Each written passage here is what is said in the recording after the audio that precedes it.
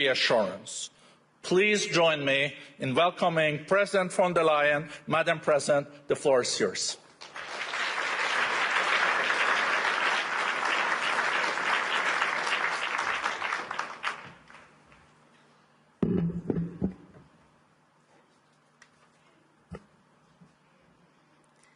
President Brende, dear Borge, thank you very much for the warm welcome. Your Majesties, Excellencies, ladies and gentlemen, indeed, it is now 56 years since the first meeting here in Davos. And the idea of the founder, Klaus Schwab, was to create a platform to discuss the issues and the ideas of the day. Of course, the world has transformed completely since 1971. But the original idea of Davos has remained, as we just have heard in the speeches. So I was delighted that you have gone back to your roots with this year's theme, a spirit of dialogue. Because this spirit is all the more important in a world that is more fractured and more fractious than ever. 1971 was the year of the so-called Nixon shock and the decision to delink the US dollar from gold. In an instant, the foundations of the Bretton Woods system and the entire global economic order set up after the war effectively collapsed. But it also had two major effects.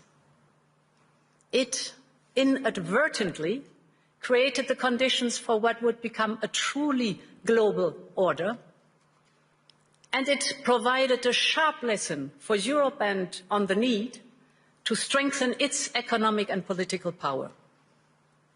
It was a warning to reduce our dependencies, in this case on a foreign currency. The world may be very different today, without any question, but I believe the lesson is very much the same. That geopolitical shocks can and must serve as an opportunity for Europe. And in my view, the seismic change we are going through today is an opportunity, in fact, a necessity, to build a new form of European independence. And this need is neither new nor a reaction to recent events. It has been a structural imperative for far longer. So when I used this term, European independence, around a year ago, I was surprised at the skeptical reactions. But less than 1 year on, there's now a real consensus around this. The sheer speed and almost unthinkable scale of the change have driven this, but the underlying imperative is still the same.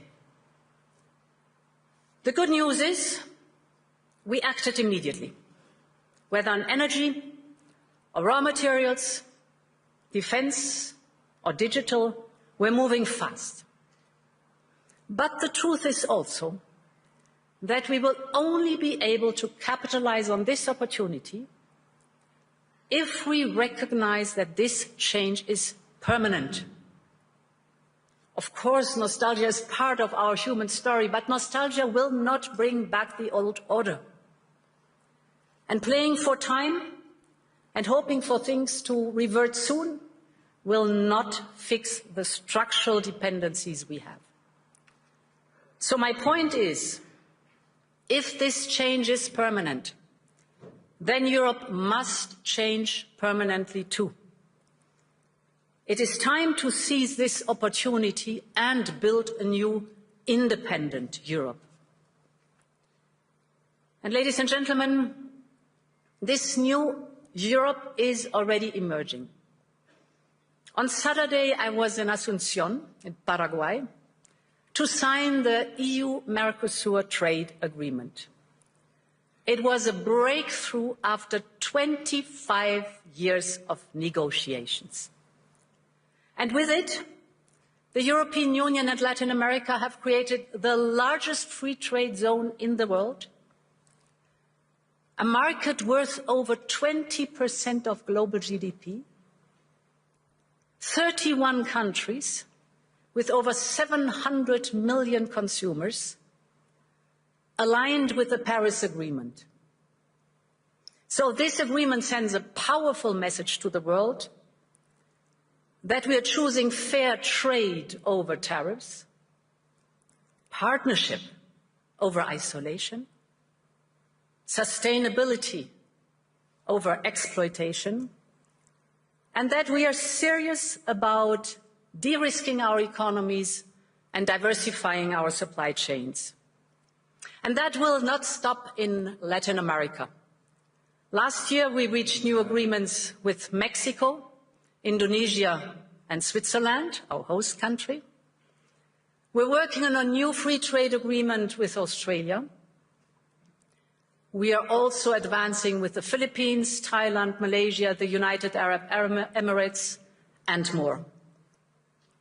And right after Davos, the next weekend, I will travel to India. There's still work to do, but we are on the cusp of a historic trade agreement. Indeed, some call it the mother of all deals. One that would create a market of 2 billion people, accounting for almost a quarter of global GDP. And crucially, that would provide a first-mover advantage for Europe, with one of the world's fastest-growing and most dynamic continents. Europe wants to do business with the growth centers of today and the economic powerhouses of this century, from Latin America to the Indo-Pacific and far beyond. Europe will always choose the world, and the world is ready to choose Europe.